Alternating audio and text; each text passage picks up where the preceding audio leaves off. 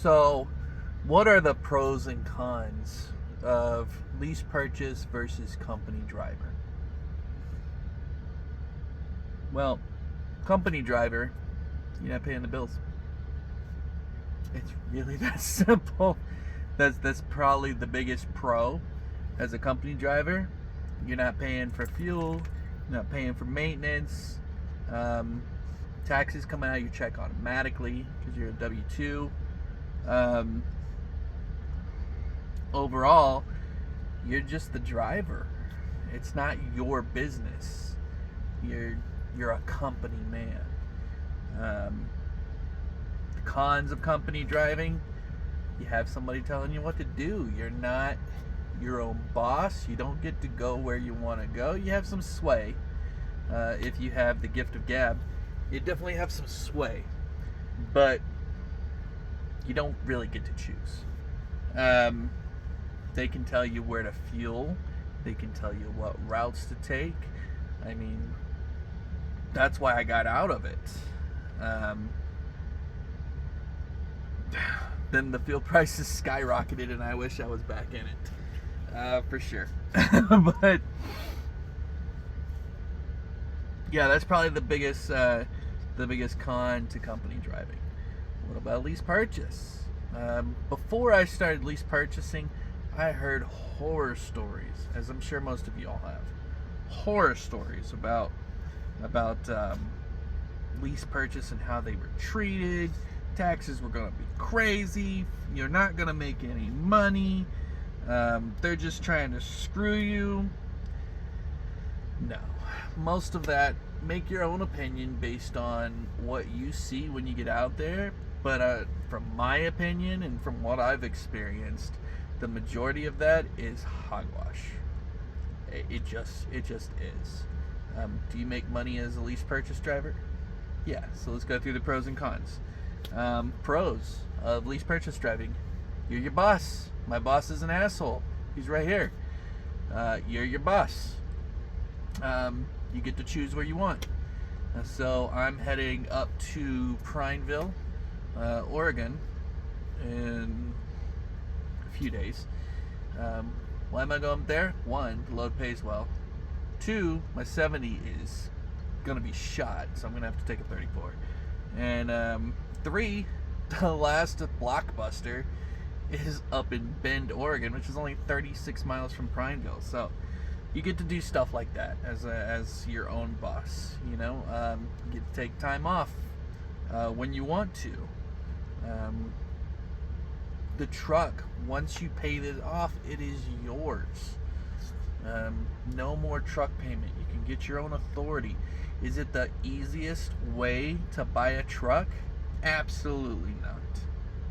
Is it the cheapest way to buy a truck? Hell no.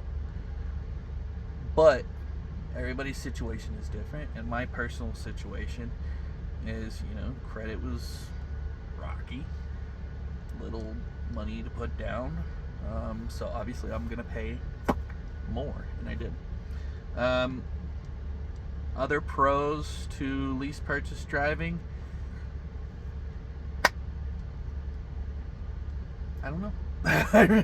I really don't know. I've put my own money into the truck. I've upgraded it the way that I like it. I've got it set up. It's a little dirty now, but I've been on the road for a couple weeks. So I've got it set up the way I want. The only time I hear from JB Hunt is, well, I heard from him today because of the load that I'm on. That's a whole nother story. I'm working on a good TikTok to explain this crap fest that I've been on. Frito-Lay loads and high altitudes. It's been a nightmare. Anyway, that's a story for another time. Cons to lease purchasing: it's expensive. That's probably the main con. It's expensive. Personally, I got a new 2020 Freightliner at the time. It had like 1,700 miles on it because it was the lead truck. I pay about $950 a week just for the truck. So after you put in truck payment, permit book, you gotta pay for those. Decals, My average deduction before fuel, we'll get to that, before fuel is about $1,400 a week. So that's the biggest con, and that's why I'm so working on paying this thing off, because I want to get rid of that payment for sure. What's another con that I can think of? You're dealing with your own maintenance. It's a new truck. I mean, this has 320,000 on it. That's how much I put on in 3 years. It's 100, a little over 100,000 a year. Been doing pretty good. Maintenance is expensive. Every trucker knows. Every trucker has been into the damn truck stops. They've been into the TA service shop. You've seen the prices of tires, which is probably your main maintenance that you're going to have to worry about. Tires and PM service. Tires are the most expensive thing, though. I think a new set of steers cost me like $1,200. So those are things that you're going to have to worry about. And you want to keep up on the maintenance. For sure, maintenance is so important, and I'll go through that in another video. But as I said, it's your truck. Treat the truck like you would your personal car at home. Assuming you take care of your car at home. Treat your truck like that, you know, because think of your truck as an investment. It's not, you know, a vehicle to just get you to work and back. It is an investment.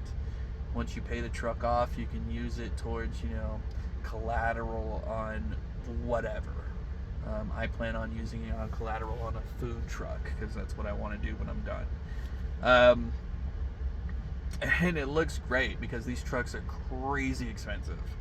Another con, and probably the biggest complaint lately. Let's deal with the elephant in the room. Fuel. Back in 2020, was it 2020? Yeah. 2019, 2020, COVID hit. And when COVID hit, everything shut down and fuel prices were low. That's when I got the truck. Right around when COVID hit. So I was still looking for the cheapest fuel. And around then it was what, $2 a gallon for diesel? Not anymore. Recently I saw in California $7 a gallon. It's the first government thing that happened that actually affected me. Fuel is going to be your biggest expense. Your biggest expense every week. It's something that you have to pay for. And a lot of companies, JB Hunt is the one that I'm with now, a lot of companies have fuel discounts. I mean, I got $1.30 off over in Big Springs, Texas today. Just brought it to like $3.20 a gallon. That was good. But as I said, when I was in Arizona, I don't know, a year ago, I paid $6 a gallon, and it'll make you cry when you're looking at that thing going tick, tick, tick, tick, tick, tick, tick. Do they do that anymore? I think it's more of a digital thing. So when you're looking at that and you realize that's money out of your pocket, that's not coming from a big company or a major carrier, that's yours. It's a big pill to swallow. JB Hunt allows you to keep 100% of the fuel surcharge, which it helps the sting, but most lease purchase operators like myself, we're on a percentage pay, so it still stings. You get to keep a certain percentage of the load. 65 is what I get to keep, and then but I get to keep 100% of fuel surcharge. But think of the fuel surcharge that you get to keep as like a band-aid covering a Colombian necktie, because that's pretty much what it is. But it helps, it's something. The best thing you can do for your fuel as a lease purchase operator is remember, this is your truck. It goes right back to maintenance. Put them together. buy things that are going to save you money. You want to buy, like I bought the wheel covers. Do they actually save money on fuel economy? I don't know. Slow the F down. Just because it's your truck and you're not governed anymore, because company drivers, y'all are mainly governed.